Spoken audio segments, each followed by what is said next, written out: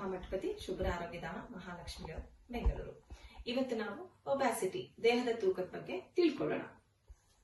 ದೇಹದ ತೂಕ ಅಂತ ಬಂದಾಗ ಫಸ್ಟ್ ನಾನೇ ಹೇಳೋದು, ಯಾವ ಏಜ್ ಅಲ್ಲಿದೆ, ಮಕ್ಕಳಲ್ಲಿದೆಯಾ, ಇಳಿವಯಸ್ಸಿನ ಹುಡುಗರು ಅಥವಾ ಹುಡುಗಿರಲ್ಲಿದೆಯಾ, ಅಥವಾ ಮಧ್ಯ ವಯಸ್ಸಿನವರಲ್ಲಿದೆಯಾ, ಯಾವ ಏಜ್ ಅಲ್ಲಿ ಒಬ್ಯಾಸಿಟಿ ಇದೆ ಫಸ್ಟ್ ಅದನ್ನ ತಿಳ್ಕೋಬೇಕು.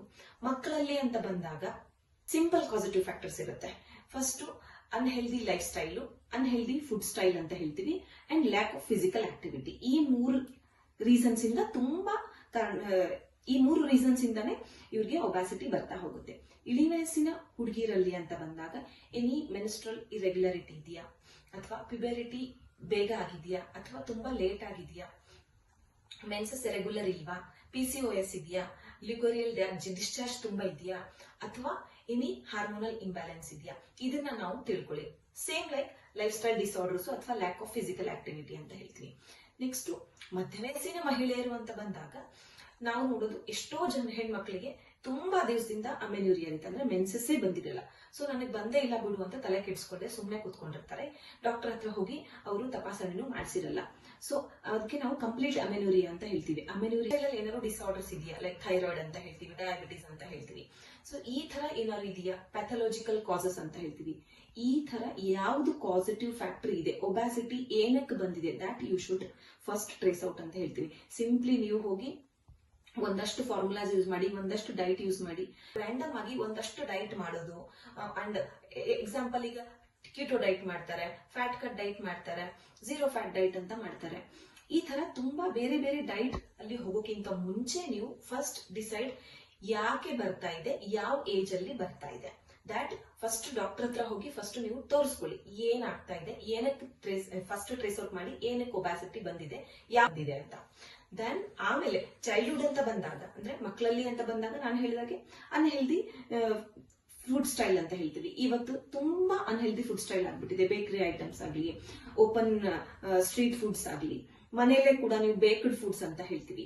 ಈ ತರ ತುಂಬಾ ಜಾಸ್ತಿ ಮಕ್ಕಳು ತಿಂತಾ ಇದ್ದಾರೆ. ಇದರಿಂದ ತುಂಬಾ ಲಾಂಗ್ ರನ್ ಅಲ್ಲಿ ನಿಮ್ಗೆ ಈ ತರ ತಿಂದಾಗ ಕೂಡ ಮಕ್ಕಳು ಫಿಸಿಕಲ್ ಆಕ್ಟಿವಿಟಿ ಕಮ್ಮಿ ಮಾಡ್ತಾ ಇದ್ದಾರೆ. ಫಿಸಿಕಲ್ ಆಕ್ಟಿವಿಟಿನೇ ಇಲ್ಲ ಅಂತ ಅಂದಾಗ ಕೆಲವೊಂದು ಮಕ್ಕಳಿಗೆ because of the hereditary issue ಅಂತಾನೆ ಹೇಳ್ತೀವಿ, ಕೆಲವೊಂದು ಮಕ್ಕಳಿಗೆ ಬೊಜ್ಜು ಬೇಗ ಬರ್ತಾ ಹೋಗುತ್ತೆ. ನಾನು ಮಧ್ಯ ವಯಸ್ಸಿನ ಮಹಿಳೆಯರು ಅಂತ ಬಂದಾಗ ನಾನು ಹೇಳಿದ್ದೆ, ಇನ್ಫರ್ಟಿಲಿಟಿ ಇದೆಯಾ ನೋಡಿ, ಅಮೆನ್ಯೂರಿಯಾ ಇದೆ, ಕಂಪ್ಲೀಟ್ ಮೆನ್ಸಸ್ಸೇ ಬಂದಿಲ್ಲ ಅಂತ. ಯಾಕೆ ಬಂದಿಲ್ಲ ಅದನ್ನು ಕೂಡ ನಾವು ನೋಡ್ಕೋಬೇಕು. ಇಳಿವಯಸ್ಸಿನ ಹುಡುಗಿರು ಅಂತ ಅಥವಾ ಹುಡುಗರು ಅಂತ ಬಂದಾಗ, ಹುಡುಗಿಯರಂತ ಬಂದಾಗ ಮೆನ್ಸಸ್ ಇರೆಗ್ಯುಲರಿಟಿ ಇದೆಯಾ ನೋಡಿ, PCOS ಇದೆಯಾ, ಅಥವಾ ವೈಟ್ ಡಿಸ್ಚಾರ್ಜ್ ಆಗ್ತಾ ಇದೆಯಾ, ಇದನ್ನ ನೋಡ್ಕೊಳ್ಳಿ.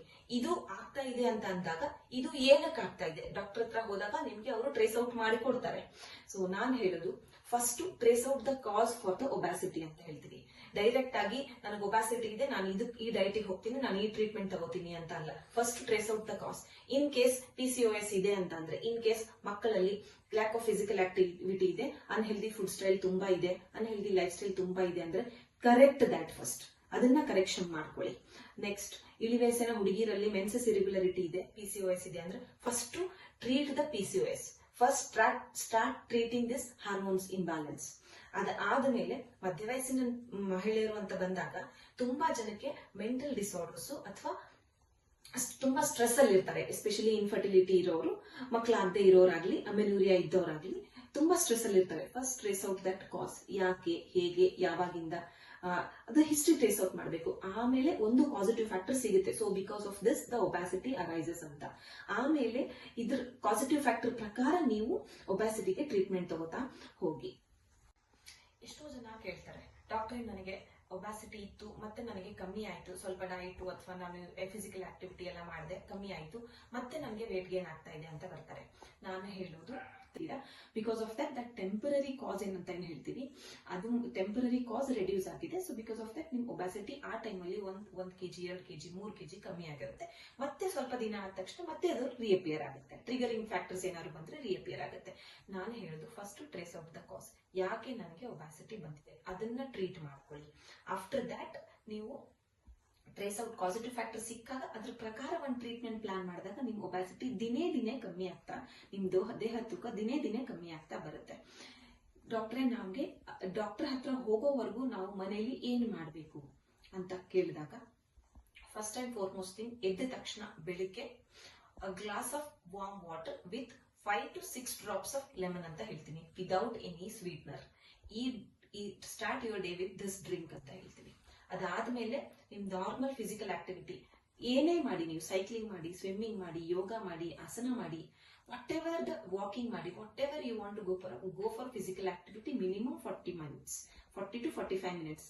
ಅದಾದ್ಮೇಲೆ ನಿಮ್ ಬ್ರೇಕ್ಫಾಸ್ಟ್, ನಿಮ್ lunch very rich fibre breakfast, ಮತ್ತೆ ಲೈಕ್ ಹಣ್ಣು, ತರಕಾರಿ, ಈ ತರದ್ದು. ಕಂಪ್ಲೀಟ್ ಆಗಿ ಝೀರೋ ಫ್ಯಾಟ್ ಡೈಟ್ ಮಾಡಿದೆ, ಕಂಪ್ಲೀಟ್ ಆಗಿ ಝೀರೋ ಕಾರ್ಬ್ ಡೈಟ್ ಮಾಡಿದೆ ಮಾಡಕ್ ಹೋಗ್ಬಿಡಿ. ಒಂದು ಅದರದ್ದೇ ಪಾಸಿಟಿವ್ ಫ್ಯಾಕ್ಟರ್ ನಮಗೆ ಸಿಕ್ಕಾಗ ಅದರದ್ದೇ ಆದಂತ ಒಂದು ಡೈಟ್ ಪ್ಲಾನ್ ನಾವು ನಿಮ್ಗೆ ಮಾಡ್ಕೊಡ್ತೀವಿ. ಲಂಚ್ ಕೂಡ ಸೇಮು. ಅದಾದ್ಮೇಲೆ ನೀವು ಸ್ಪೆಷಲಿ ನೀವು ಈವ್ನಿಂಗ್ ಮತ್ತೆ ಸ್ನಾಕ್ಸ್ ಮತ್ತೆ ನೈಟ್ ಡಿನ್ನರ್ ಬೇಗ ಕಂಪ್ಲೀಟ್ ಮಾಡಬೇಕು. 4-4:15 ಒಳಗೆ ಒಂದು ಸ್ನಾಕ್ಸ್ ಕಂಪ್ಲೀಟ್ ಮಾಡಿದ್ರೆ 6:30, 7 to 7:30 ನಿಮ್ಗೆ ಡಿನ್ನರ್ ಕಂಪ್ಲೀಟ್ ಮಾಡಿ. ಡಿನ್ನರ್ ಶುಡ್ ಬಿ, ಒಬಾಸಿಟಿ ಇರೋರು ಡಿನ್ನರ್ ಶುಡ್ ಬಿ ವೆರಿ ಲಿಕ್ವಿಡಿಫಾರ್ಮ್. ಪೊರಿಜ್ ಅಂತ ಹೇಳ್ತೀವಿ, ಲೈಕ್ ಗಂಜಿ ಅಂತ ಹೇಳ್ತೀವಿ, ಅಥವಾ ಸೂಪ್ಸ್ ಅಂತ ಹೇಳ್ತೀವಿ. ಎಸ್ಪೆಷಲಿ ನೀವು ಸಿಂಪಲ್ ಆಗಿ ತಗೋತೀವಿ ಅಂತ ಅಂದ್ರೆ ಓಟ್ಸ್ ತಗೋತಾರೆ ಕೆಲವೊಬ್ರು, ಸಿಂಪಲ್ ಆಗಿ ಇನ್ನೂ ಸಿಂಪಲ್ ಆಗಿ ಉಪ್ಮಾ ತಗೋತೀವಿ ಅಂತಂದ್ರೆ ಅದನ್ನ ಕಂಪ್ಲೀಟ್ ಲಿಕ್ವಿಡಿ ಫಾರ್ಮ್ ಅಲ್ಲಿ ಇರಬೇಕು. ಓಟ್ಸ್ ಕೂಡ ನೀವು ತಗೊಳ್ಳೋದು ಕಂಪ್ಲೀಟ್ ಲಿಕ್ವಿಡಿ ಫಾರ್ಮ್ ಅಲ್ಲಿ ಇರಬೇಕು. This is very helpful for your digestion ಅಂತ ಹೇಳ್ತೀವಿ. ಈಸಿಯಾಗಿ ಡೈಜೆಸ್ಟ್ ಆಗಿ ಹೋಗುತ್ತೆ. And it should be fibre rich foods ಅಂತ ಹೇಳ್ತೀವಿ. ನೀವು ಅಳವಡಿಸ್ಕೋಬಹುದು. ಬಟ್ ಡಾಕ್ಟರ್ ಹತ್ರ ಹೋಗಿ ಒಬಾಸಿಟಿ ಏನಕ್ಕೆ ಬಂದಿದೆ ಅಂತ ಟ್ರೇಸ್ ಔಟ್ ಮಾಡಿದಾಗ ನಾವು ಶುಭ್ರದಲ್ಲಿ ಅದನ್ನೇ ಮಾಡ್ತೀವಿ. ಒಬಾಸಿಟಿ ಅಂತ ಬಂದವರಿಗೆ first I will trace out the ಕಾಸ್. ಯಾವ ಏಜ್ ಅಲ್ಲಿ ಇದ್ದಾರೆ, ಮಕ್ಕಳಲ್ಲಿದ್ರೆ ಹೈಟ್ ಎಷ್ಟಿದೆ, ಏಜ್ ಎಷ್ಟಿದೆ ಅಂತ ನೋಡಿ ಲೈಫ್ ಸ್ಟೈಲ್ ನೋಡ್ತೀವಿ.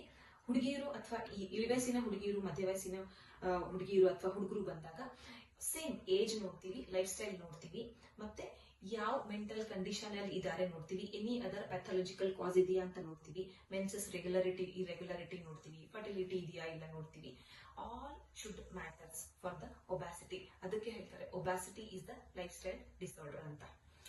ಇದು ಒಂದು ಎಪಿಸೋಡ್. ಇದ್ರದ್ದೇ ನೆಕ್ಸ್ಟ್ ಎಪಿಸೋಡ್ ನಾನು ಯಾವ ತರ ಜನರಲ್ ಆಗಿ ನೀವು ಡೈಟ್ ಅನ್ನ ಪ್ಲಾನ್ ಮಾಡಬೇಕು, ಮೀಲ್ ಅನ್ನ ಪ್ಲಾನ್ ಮಾಡಬೇಕು, along with that physical activity ಯಾವ ತರ ನೀವು ಇನ್ಕ್ಲೂಡ್ ಮಾಡಬೇಕು ದೇಹದ ತೂಕನ ಕಮ್ಮಿ ಮಾಡ್ಕೊಳ್ಳೋಕೆ. ಇದಕ್ಕೆ ಆದಂತ ನಾವು ಒಂದು ನೆಕ್ಸ್ಟ್ ಎಪಿಸೋಡ್ ಮಾಡ್ತಾ ಇದೀವಿ. ಸೊ ಇವತ್ತಿಗೆ ಇಷ್ಟು. ನೆಕ್ಸ್ಟ್ ಎಪಿಸೋಡ್ ಅಲ್ಲಿ ಮತ್ತೆ ಬೇರೆ ಒಬಾಸಿಟಿ ಒಂದು ಫುಡ್ ಅಂಡ್ ಯೋಗ ಅಥವಾ ಆಸನ ಫಿಸಿಕಲ್ ಆಕ್ಟಿವಿಟಿ ಸ್ಟೈಲ್ ಅನ್ನ ನೋಡೋಣ. ಅಲ್ಲಿವರೆಗೂ ಎಲ್ರಿಗೂ ನಮಸ್ಕಾರ.